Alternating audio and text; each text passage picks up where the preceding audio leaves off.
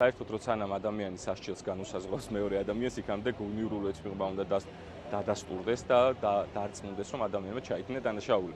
რა ქონდა ბრალდებას, ხო, ბრალდებას ქონდა, ყავდათ სრულ-მოწმეები, რომელიც ურთიერთსაწინააღმდეგო ჩვენებას აძლევდა, არ ყავდათ ნეიტრალური მოწმე, არ ჰქონდათ ნეიტრალური მტკიცებულება, წარმოდგენილი იყო 26 წამიანი ვიდეო ჩანაწერი, სადაც არ ჩანდა დეტალურად არც ერთი გარემოება, მათ არ ჩაატარეს ჰაბიტოსკოპიური ექსპერტიზა, არ დაადგინეს ნამდვილად საბა იყო თუ არა ვიდეო ჩანაწერზე ასახული და ეს ვიდეო ჩანაწერი გაურკვეველი ადამიანისგან, რაც ტატო მაისურაძის Facebook პოსტიდან გადმოწერეს, შეგიძლიათ შებრძანდეთ და ნახოთ, რომ ეს საერთოდ სოციალური ქსელი გაუქმებულია და რაღაცა მსგავსი ფალსიფიცირებული და ასე ვთქვათ არაუთხოვარი მტკიცებულებების საფუძველზე იქნა საბა სკვიტარიძე სასჯელში მიცემული. შესაბამისად ჩვენ არ გვჯერა, რომ ეს გადაწყვეტილება არის ობიექტური და ეს გადაწყვეტილება ეფუძნება მტკიცებულებებს ერთობლიობას.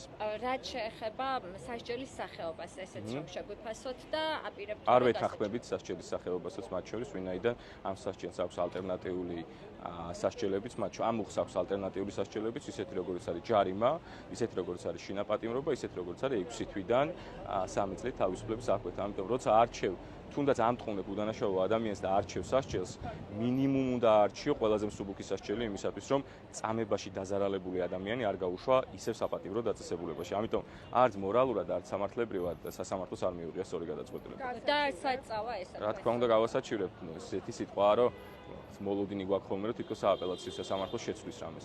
გავასაჩივრებ მხოლოდ ფორმალური მიზნებიდან გამომდინარე, რომ ევროსასამართლოში არ დავარღვიოთ ის სტანდარტი, რომელიც გულისხმობს ეროვნულ დონეზე ამოწურვას ყველანაირი შესაძლებლობის. მადლობა.